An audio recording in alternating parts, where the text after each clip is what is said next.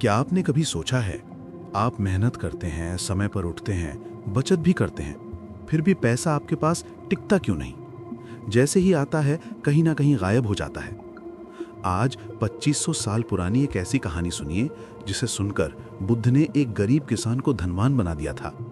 और आप भी जानिए, आपके धन के रास्ते में लगी वो 3 अदृश्य दीवारें जिनके बारे में आपको कोई नहीं बताता। एक समय की बात है, श्रावस्ती नगरी में एक किसान रहता था। नाम था देवदत्त। वो सुबह सूरज निकलने से पहले खेत में पहुंच जाता, रात को अंधेरा होने तक काम करता, फिर भी उसके घर में अनाज का एक दाना भी नहीं बचता था।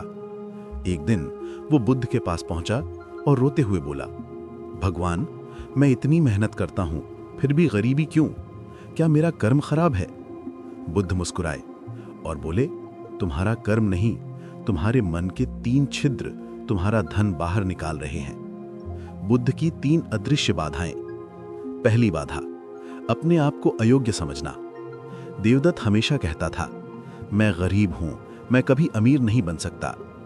बुद्ध ने कहा, जब तक तुम अपने मन में यह विश्वास रखोगे कि तुम धन के योग्य नहीं हो, धन तुम्हारे पास आकर भी वापस भाग जाएगा। धन उसी के पास टिकता है जो खुद को उसका हकदार मानता है।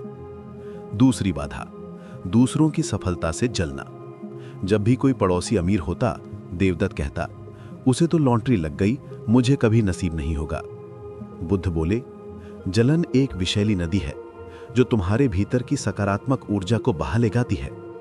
जब तुम दूसरों के धन को शाप समझोगे, तुम्हारा अपना धन भी तुम्हें शाप समझने लगेगा। तीसरी बाधा, धन को बुराई समझना। देवदत्त कहता, अमीर लोग बुरे होते हैं, धन से इंसान खराब हो जाता है।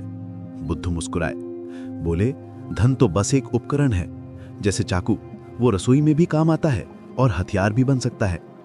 अगर तुम धन को पाप समझोगे तो तुम्हारा मन उसे दूर भगाएगा, भले ही तुम्हारी जेब खाली क्यों ना हो। बुद्ध ने देवदत्त को एक काम दिया, हर रात सोने से पहले खुद से कहो, मैं धन के योग्य हूं, मैं दूसरों की सफलता को आशीर्वाद मानता हूं और मैं धन को दुनिया की भलाई के लिए इस्तेमाल करूंगा।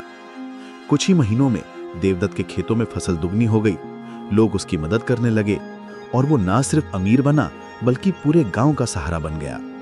दोस्तों, आज भी वही 3 बाधाएं हमारे मन में छिपी हैं।